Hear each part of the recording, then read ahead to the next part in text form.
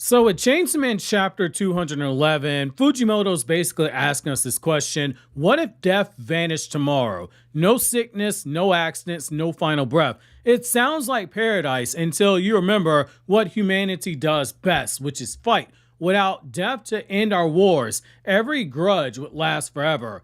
Every battlefield would never be quiet, and the world, it would rot in an endless storm of violence. And so in Chainsaw Man chapter 211, Fujimoto shows us why death isn't just inevitable, it's the only thing that is truly keeping mankind from devouring itself, and it is the only thing that can truly allow mankind to evolve. Let's be very clear here.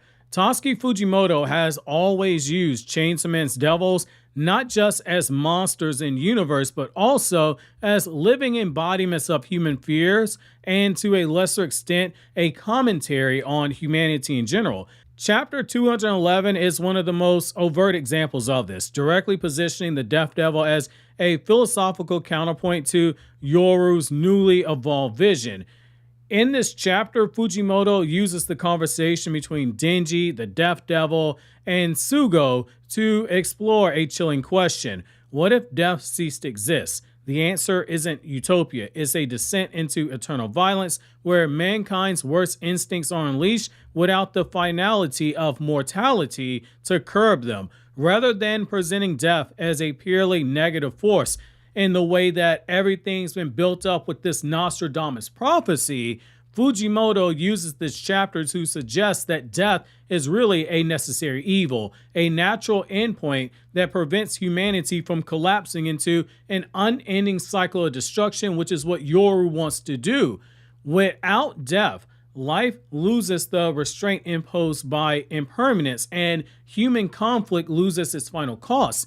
This creates a paradox where removing death to protect humanity would actually end up dooming it. And this is made clear with the War Devil's new vision, an eternal World War II. And this explains why Asa Mitaka was so afraid, saying, "You have to kill me," before Yoru takes control and goes after the Death Devil. She's got something even more ferocious in mind. We learn exactly what it is. Yoru has become significantly stronger due to the geopolitical tensions between the United States and Russia with reignited nuclear fears.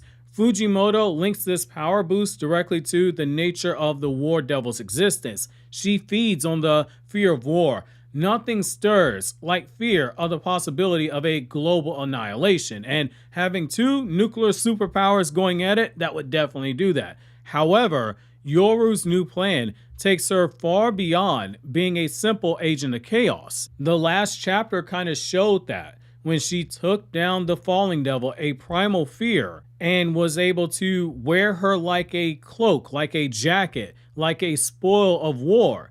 That should have been our sign that Yoru was on demon time. She seeks to remove death entirely from the equation, turning humans into immortal beings, not out of compassion, but so they can fight forever. Her chosen model is a never-ending World War II, a historical conflict that is infamous for its scale, its brutality, and its ideological polarization. Millions died in that war. The reasoning, it is cruelly logical. Without death, wars, they wouldn't end due to casualties or exhaustion. Instead, hatred would perpetuate itself endlessly, with grudges carried over for centuries rather than decades, potentially even millennia, since again, people don't die. The cycle of perceived justice versus injustice is basically what Yoru would be benefiting from.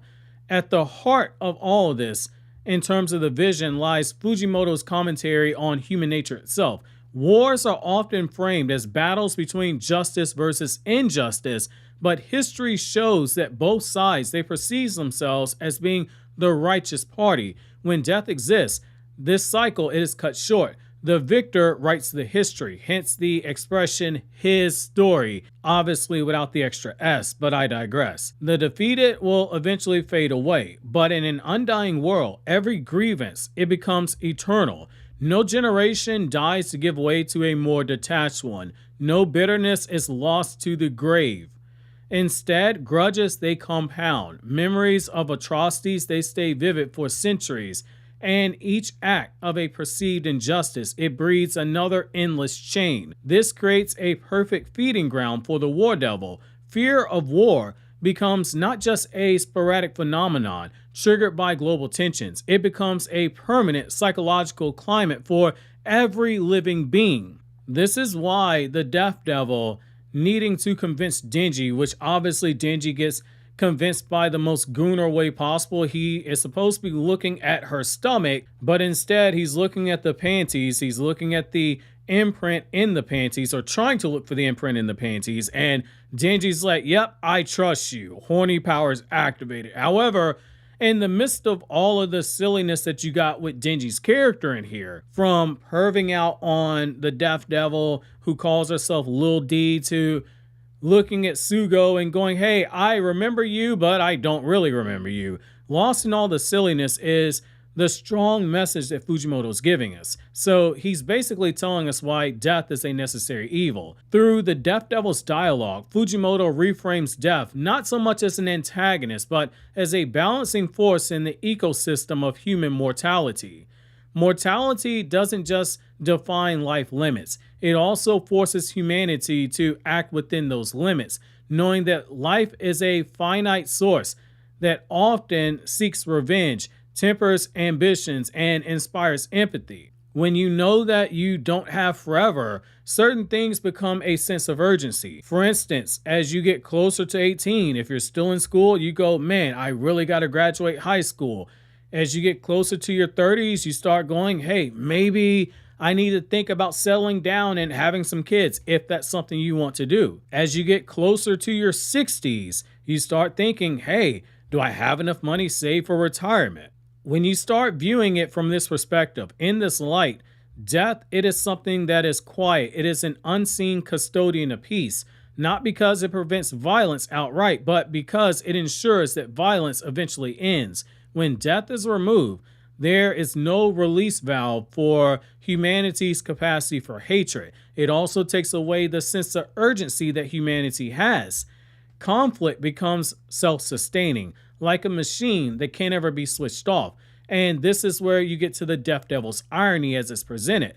Interestingly enough, the Death Devil admits that her powers were intended to activate on this prophesized day, the Nostradamus day, as a part of a natural cosmic balance. But her attempts to prevent this disaster have instead accelerated to a much worse fate.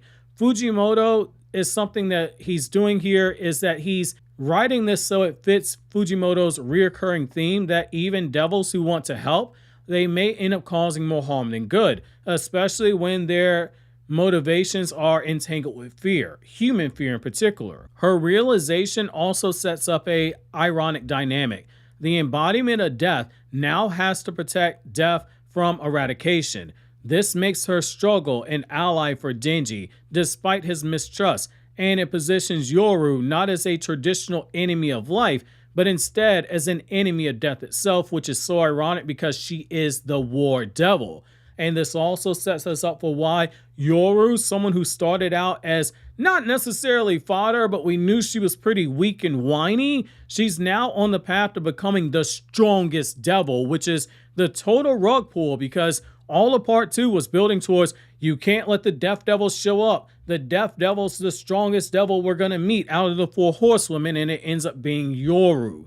If Yoru succeeds, her influence, it could grow beyond anything we've seen in Chainsaw Man. Devils gain strength proportionate to the fear they inspire. In a world where humanity is locked in eternal conflict, fear of war, it would saturate every walking thought. Unlike other devils who rely on intermediate surges of fear, Yoru's new world, it will provide her with a constant and infinite food supply. This would potentially place her above even primal fears like the Darkness Devil, because while those fears remain strong, they still coexist with moments of safety or peace. In Yoru's undying battlefield, peace would be extinct. Every human being, from birth to centuries into their immortal existence, would live in a constant state of dread and suspicion and hostility. Yoru would just continuously evolve. This is Fujimoto giving us a very serious warning about immortality. Beneath the devilish politics and absurdist humor of Denji's reaction to the Death Devil's proof, Fujimoto is making a deeper point about immortality as a curse. Pop culture often frames immortality as a dream. Like, say, when you look at the vampires and Vampire Diaries, etc., you do see at times how some of the characters lament the fact that they are immortal, but you have others who they take joy in living forever. But in Chainsaw Man, it becomes a prison without walls, without death. To give meaning to life and consequences to violence, immortality would turn the world into a never-ending war zone. This also resonates with Fujimoto's broader philosophy. Humanity's flaws, they aren't erased by removing suffering. They are often magnified. Yoru's vision, it doesn't create a utopia. It creates the finality that makes reconciliation completely impossible. Denji's reluctant role is being put into play. Denji, as usual, reacts in a way that blends his adolescent gooner simplicity with surprising decisiveness. He doesn't fully buy into the Death Devil's reasoning until Sugo confirms it, and he sees, obviously, those panties. But his eventual agreement, however comically motivated it is, however horny motivated it is, it signals that he will oppose Yoru's plan. This positions him as a defender of death, an iconic twist for a character who's been surrounded by it since childhood, and this could set the stage for him overcoming his trauma. Now, it will be interesting if he can avoid being turned into a weapon by Yoru, but that's going to make the battle so interesting, especially because Yoru shares a body with Asa Mitaka. This could be the sign that our hope that Mitaka and Denji would have a happy ending, it isn't going to happen. This paints the whole picture for the devil that you need. Chapter 211 does a very good job of reframing the Death Devil as a less peer of an antagonist and more like a tragic necessity. She could still end up being evil. She could be working us, to use a wrestling term, pulling wool over our eyes. But here's the thing, we won't know for now, but she's being positioned as an embodiment of an unpleasant truth. Without death, life becomes unbearable. In a way, life becomes less of a joy because it never ends. You can take it for granted. Yoru, in contrast, represents the seductive danger of perfect solutions that ignore human nature. If she succeeds, she may ascend to a power well beyond anything we've seen before, not because of her physical might, but because she would control the most constant and universal fear of them all, the fear of war in a world that does not die, a war that never ends. Fujimoto is leaving us with a disturbing takeaway. Sometimes the only thing saving humanity from itself is death. If this chapter proved anything, it's that in Chainsaw Man, the scariest devils aren't always the ones trying to kill you. Sometimes they're the ones trying to save you. And if you think Yoru's eternal war is terrifying, wait until you see how other devils might take advantage to reshape the world. This might make even Makima look like fodder, which, to see how scary Makima is, you want to check out this video here on the left, or click here on the right to check out more videos from Anime Explained.